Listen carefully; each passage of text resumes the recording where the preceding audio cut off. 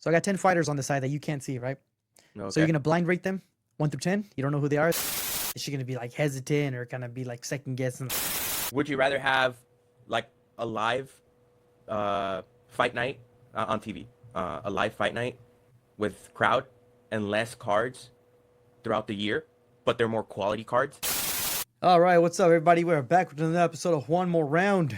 My boy Robert. What's up? Sebastian's in a cave somewhere. Nowhere to be found. I miss him. Yeah, you're the only one. But yeah, man. UFC Fight Night this past weekend. Macy Barber against Erin Blanchfield. Best main event I've ever seen. Honestly, that was probably best case scenario for a women's main event. I mean, I had to go to sleep early, you know? Yeah, man. Even though I was already going to go to sleep. It was either going to be the longest 25 minutes of your life or the quickest, I guess, 0 minutes, you know? Yeah. It all kind of worked out for everybody. But yeah, in the real people's main event, though, we had Mateusz Gamrot taking on Ludovic Klein. Oh, yeah. I mean, this fight was a lot closer in the odds than it probably should have been. Yeah. But yeah, dude, this guy, going into the fight, Klein had a 95% takedown defense. Gamrot said he was going to change that, and he kept his word. Oh, yeah. Like in real Mateusz Gamrot fashion. He took care of that, you know? Yeah, man. So, I mean, with the lightweight division pretty booked up, this dude called out BSD, and I think BSD said he's willing to fight him too. So, how do you think, ahead, how do you think that fight goes? Yeah, I think Gamrot takes it too. Does Yeah. the same thing. Yeah, he does the same thing to this guy. Although, I don't know if with this fight, Mateusz Gamrot, you know, he's kind of chinny. He looked kind of chinny in there, you know? Like, like at any moment he could have just gotten dropped for some reason. Did something happen to him? Like has he always been like that? Because as far as I remember, he wasn't that crazy hittable, you know, where it's like, whoa, he's gonna get dropped. Yeah, but I think even in the Dan Hooker fight, though, Dan Hooker was piecing him up. Right. But he didn't. Yeah, he didn't go completely out, you know. Nah, I mean he's got a chin on him, but yeah, he does take hits, and BSD got that nuke in his right arm. Yeah, but I still see Gamrot taking it because I think he took in this fight he took a knee to the face or chest, kind of. But hey, he took it like a champ, you know. So I still think if he gets hit, he's gonna go for the takedown no matter what, you know. Yeah, for sure. But it's weird though, because he's like one of those. I mean, a lot of people hate grapplers, but he's like one of those like exciting grapplers for some reason. Okay. Like he's always down. He's like half his fights, or he's not like a lay and pray. You know, half his fight he's scrapping, and then he goes for a takedown, gets back up, starts scrapping. True. Yeah, I'll give him that, dude. He's kind of like what would be a good comparison to him? I mean, as of late, Merab probably like he does a lot of takedowns, but his is pretty he reminds me a lot of Merab for sure. But you see him as champ in the lightweight division? I mean, he possibly he beat Arman Tsarukyan, and Tsarukyan's right there. Yeah. He's right there on the title, so I mean he's definitely gonna be up there. I mean, like I said, the Dan Hooker fight could have gone either way. Yeah. And like I said, it's only I mean, okay, let's say if for some miracle Charles wins. The champion. Which won't happen, but go ahead. I can see him beating Charles for sure. Yeah. I mean, like I said, like lightweight's still one of the most competitive division up top. If Ilya wins, and like let's say Ilya wins in the way he's been winning, that's a tough fight for Gamrot, you know? Yeah. But I mean, he's gonna fight BSD. He's probably, if he keeps it up, probably 2 away from a title shot, maybe 3. But yeah, man. I think he's 2 away. Nah, it's pretty gridlocked up there right now because you still have Ilya and Charles right now. Okay. Then Tsarukyan sounds like he's gonna fight Dan Hooker from what he said. So Tsarukyan's right there next up, and then you have Paddy against Justin Gaethje. So they probably have the next fight up. They're probably the number one contender fight. Okay. So they're the number one contender fight. Yeah. And you got Paddy, or I'm sorry, you have what did I just say? Tsarukyan and Dan Hooker. So honestly, I think if Tsarukyan wins, Gamrot beats BSD, then they'll probably fight for the number one contender. But then you still have you still have Max Holloway though. Yeah, but when's the last time Max Holloway fought already? Well, he lost to Ilya, but he's about to fight Dustin, Yeah. and he's still pretty up to he beat Justin Gaethje, and Justin Gaethje's ahead of him in the fight. So I don't know, man. Anything could happen, but lightweight's in a good spot right now. But how many fights has Max Holloway had in lightweight? Well, he had two. He had the one against Dustin the first time in 2019. Okay. And then this one when he had it in UFC 300. Are we talking about 2019 though? Yeah, that's what I'm saying. But he had the one against the guy who's fighting for a number one contender fight. You know, he knocked his ass out. Yeah. But yeah, so I don't know. Anything could happen with this this organization. Sure. But all right, man. Just kind of without going through the whole card, which fight stood out to you the most besides this Gamrot one? Definitely the Ramiz Brahima against Billy Ray Goff. Choked him out. Yeah, and then you got the new ref cam. Criminal. Oh, that was criminal bad. Cam, dude.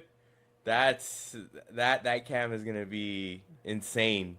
Especially freaking come Jamal Hill against Khalil Roundtree, dude. That's gonna be that's gonna be rough. That's gonna be a nice cam to watch now. But I don't know.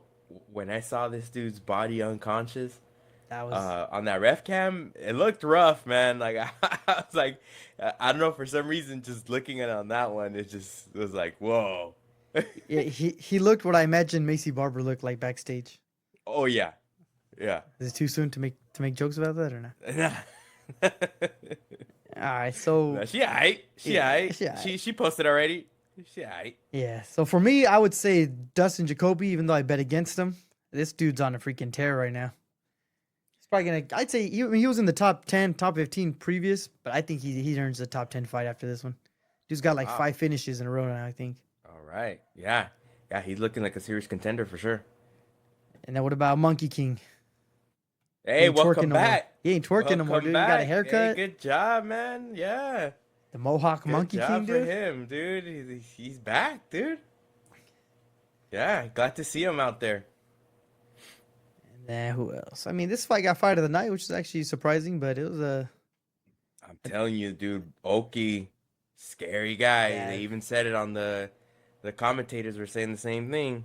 Scary guy, man. Yeah, I don't know what I saw in Michael Laswell, but tossed me a pick. All right, man. Speaking of Macy Barber, though, you think this is something that she comes back from? I mean, probably just because. Maybe the UFC will be lenient because it looks like it actually she was it wasn't an Armin Saryukin style thing. Yeah, it looks like she actually was having a seizure, probably in the back. She had to get out of there in a stretcher. But I think she's got one more, and if not, she might get cut. Well, or she could get cut right now. Honestly, I can see the UFC being ruthless like that too. I don't think she'll get cut though, but I meant more like personally, as you know, like next time she's cutting weight, is she gonna be like hesitant or kind of be like second guessing, like damn, I don't want to, because she's already had like some previous health scares where she almost died and didn't know what caused it. Yeah, so you think she might just move up in weight, or not even that, but it's still like you still have to cut weight, you're still gonna get punched in the head, like after you have a seizure like that. Getting your head bashed in probably isn't good for your health, you know. Yeah, I mean she's a fighter, so I think no matter what, she's gonna want to fight. She's gonna want to go out there and prove everybody wrong, because dude, she is getting butchered right now on the internet. Her comments are pretty bad, pretty rough. Yeah, it's rough, and hey, good on her. She's got a tough spirit that she left them on, because anybody else would have turned those things off. But yeah, I think she's gonna try and come back and prove everybody wrong now. But if the doctor tells her something else, like you can't fight anymore, she'll probably not be able to fight. Call it. Yeah, probably call it right here, you know. But yeah, but all right. She could do other stuff though, you know. Yeah. All right, so just moving off topic from the fight though. So the fight was in UFC Apex. What do you think about the Apex? Good or bad for the UFC? The Apex now? Yeah, it's pretty bad, honestly. Now seeing the way it is there, and it's not COVID anymore, I think it's just doing more harm than good, and especially because it's also like taking away fight nights for the fans. When somebody could be paying a cheaper ticket, since now the ticket prices are diabolical. Maybe now fight night is more of a possibility for you to actually go to a UFC fight, because you're not seeing a pay-per-view fight.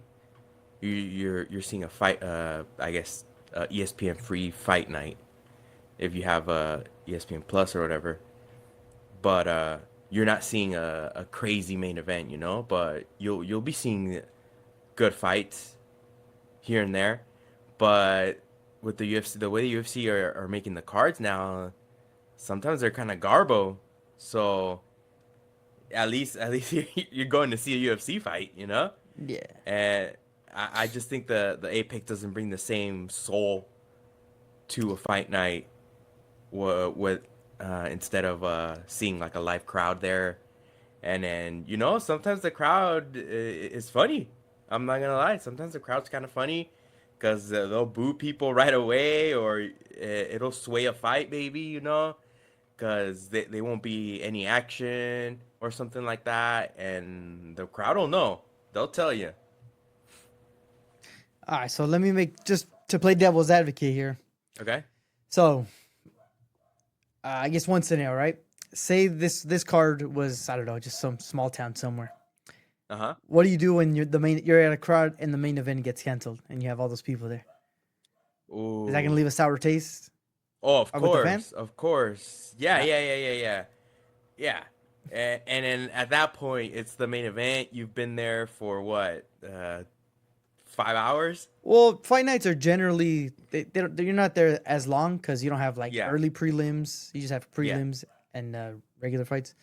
Yeah. So then, all right. So then my second contention would be, so it was essentially Macy Barber and Erin Blanchfield was probably #1 contender fight, right? Uh-huh. And you usually want to test them, to let them both fight 5 rounds. Well, Blanchfield already has though, but you want to see both of them fight 5 rounds to kind of earn the title shot, right? Okay. So fights like this, I mean, whether people like it or not, women's fights kind of need to happen. They're part of the sport. So a fight like this needs to happen and needs to be five round main event. Do you think it sells out anywhere it goes? Not sells out, unless you put a crazy co-main, that I unfortunately, like it would have to be male. Yeah. Because that's what the most exciting fights are. But yeah, if there's like a crazy co-main, that would not even then maybe like sell out. I don't know about all that, but it would be full. It would be packed. I think so if you put a good co-main, and then the rest of them, the rest of the fights, you put some good ones. Like this one wasn't too bad. Like it wasn't crazy like either though, but it was pretty good. I was entertained. But I mean, main event went doo-doo. Yeah. So I personally, I would say that the Apex probably is best used for like stuff like that, where it's like, I mean, it's as crappy as it sounds. You put like Macy Barber and Erin Blanchfield, like pretty much women's fights. I'm gonna just say it. Yeah. Like women's fights, you put that on the main event in Apex. That way, it's like you don't really have to risk if they're gonna sell out or not. I guess kind of. Maybe just stack it with people that are kind of coming up, that way you kind of like this Brahim guy, right? I mean, granted, he fought at Madison Square Garden prior to this, but like now, after this dude's got two good finishes, this guy's a rising star, a main event fight night after that. Yeah, that's what I'm saying though. But like you kind of like use basically the Apex for obviously your contender series, and then also for like people that probably aren't gonna sell out, but they kind of working their way up to a title shot. Yeah. So yeah, but overall, because I think about it, but. One of your favorite fights? Let me ask you this. All right.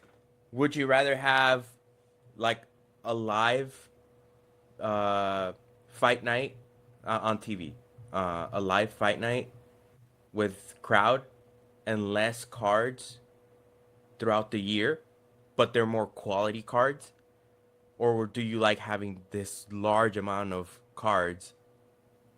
And they're like, now we're seeing the effects of it, and we're getting almost shit cards.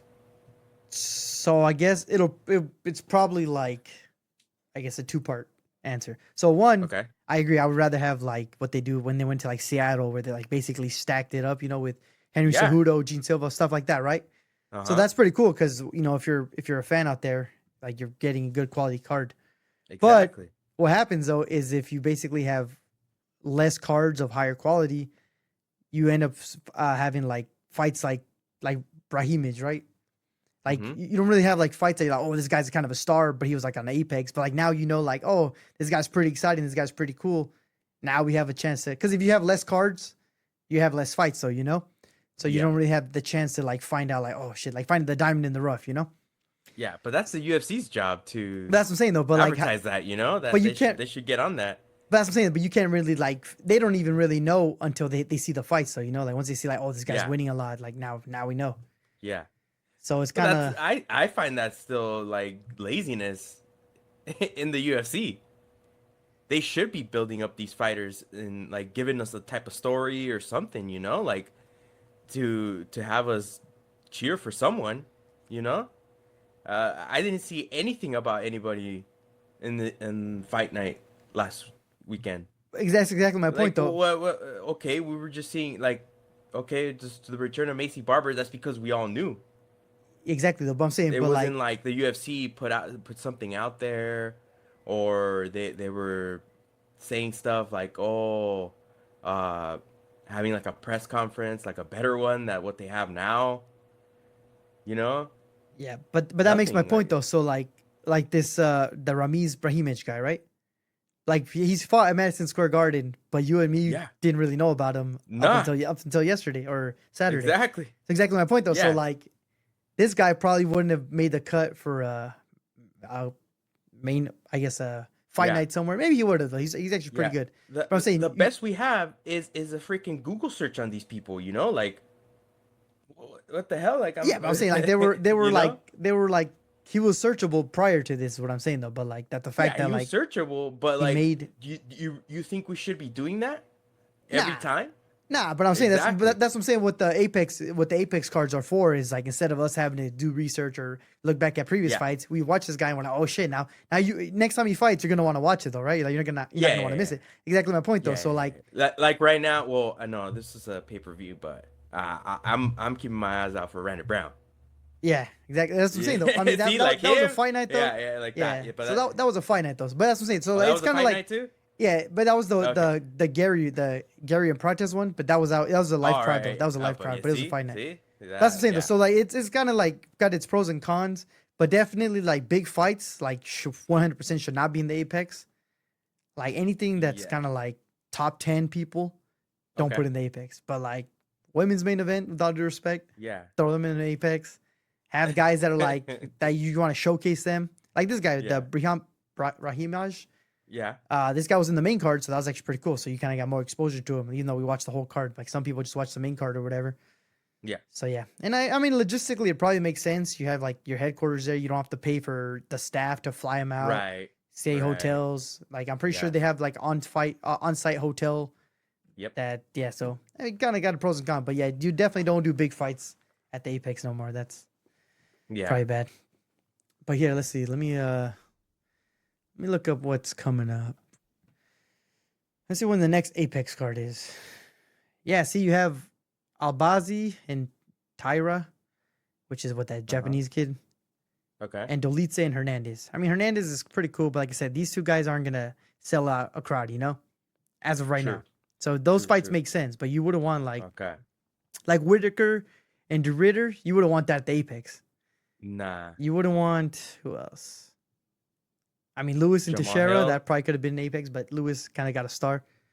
Jamal Hill versus exactly. That's Roundtree. Basically a guaranteed knockout, bro. Like you're gonna want to see that with the crowd. Yeah.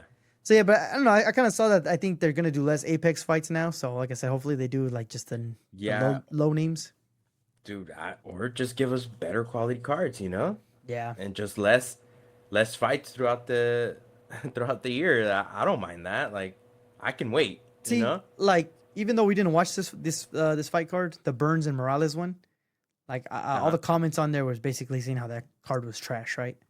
Yeah. Like, imagine they went to a brand new city and that was your first UFC card. You would have been like, oh, this is trash. But granted, maybe the crowd would have had a different impact on the fights. So, it's kind of hard to say. Too. It does But happen. yeah, but People, all these fighters say, "Oh, I never pay attention to the crowd." Blah blah blah. yeah, Nah, man, you you hear it and you see it how it just takes effect sometimes. yeah. So it could either be a product of not having fans, why the fights are boring, or just some fights are gonna be boring, and you just gotta bite the bullet, throw them on the fights Apex. are just gonna be boring, but I just feel like there's more soul to a fight night for sure. when there's a crowd. Especially when you hear them cheering and booing. Yeah. Yeah. All right, man. But yeah, that's basically enough Apex talk. So yeah, so I guess it's agreed. Make shit cards, throw them on the Apex. Women's main event, throw them on the Apex. Everybody else, put them in front of a crowd. Yeah. All right, man. Let's just do a little game here for you. Okay. So I got 10 fighters on the side that you can't see, right? Okay. So you're gonna blind rate them, 1 through 10. You don't know who they are. They could be, GSP, John. No, they're all current fighters though. But they could either be John Jones, Ilia Topuria, somebody big, or I can be a bunch of Bilal Muhammad's and Lord knows who, right? And once they're locked in, they're locked in. Once they're locked in, they're locked in. Okay. All right. So I'm gonna start you off, all right? All right. Patty the Batty. Ooh. I'm gonna go 8. All right, 8. All right. Islam. I'm gonna go number 1. Number 1. Right. That's fair. All right. Let's see. Hamzat. Ooh. Number 5. All right, that's fair. Alex Pereira. Ooh, 6. All right, solid. All right. Alexander Volkanovski. Ah, man. Put him at 7. Damn, that's disrespect. All right, got him at 7. I don't know what you're gonna pull up. All right. Sugar Sean. Put him at 10. Merab Dvalishvili. Oh, okay. Ooh, that's a tough one. Okay. I'm gonna go number 3. All right. Put him at 3. Bilal Muhammad. Man, hey, you can put him out of here. Dang. Okay, you can put him at number 9, I guess. Derek Lewis. No. I mean, the only spot left.